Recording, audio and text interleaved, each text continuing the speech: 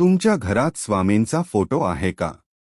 मग हा व्हिडिओ शेवटपर्यंत नक्की बघा, कारण 90% लोक नकळत अशी चूक करतात जी त्यांच्या आयुष्यात अडचणी निर्माण करू शकते. श्री स्वामी समर्थ. मित्रांनो, आज मी तुम्हाला एक अशी गोष्ट सांगणार आहे जी ऐकल्यावर तुम्ही लगेच तुमच्या घरात जाऊन स्वामींचा फोटो कुठे ठेवला आहे ते नक्की तपासाल. एका गावात एक भक्त राहत होता. तो खूप श्रद्धाळू होता. दररोज सकाळी उठून स्नान करून स्वामींची पूजा करायचा, दीप लावायचा, अगरबत्ती लावायचा आणि मनापासून प्रार्थना करायचा. पण काही दिवसांनी त्याच्या आयुष्यात बदल सुरू झाले. घरात शांतता कमी झाली. छोट्या छोट्या गोष्टींवर वाद व्हायला लागले. कामात अडथळे येऊ लागले. आणि सर्वात महत्त्वाचं म्हणजे त्याचं मन अस्वस्थ राहू लागलं. तो विचार करायचा, मी इतकी भक्ती करतो तरी माझ्यासोबत असं का होतंय?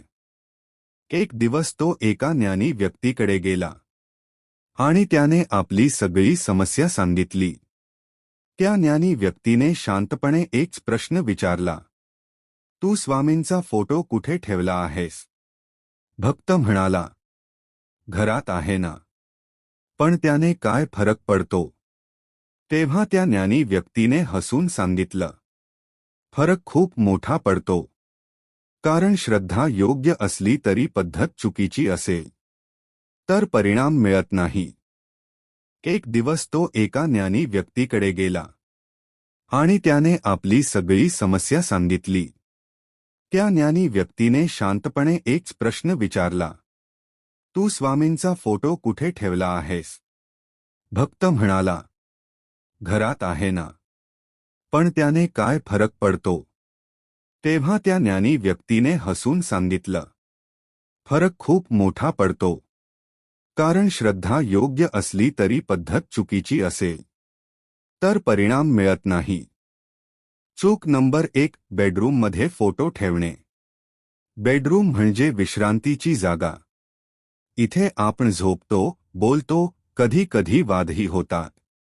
त्यामुळे इथे देवाचा फोटो ठेवणं योग्य नाही. कारण त्या जागेची ऊर्जा वेगळी असते आणि त्याचा आपल्या मनावर परिणाम होतो. चूक नंबर 2, किचनमध्ये फोटो ठेवणे. स्वयंपाकघरात उष्णता, धूर, तेल हे सगळं असतं.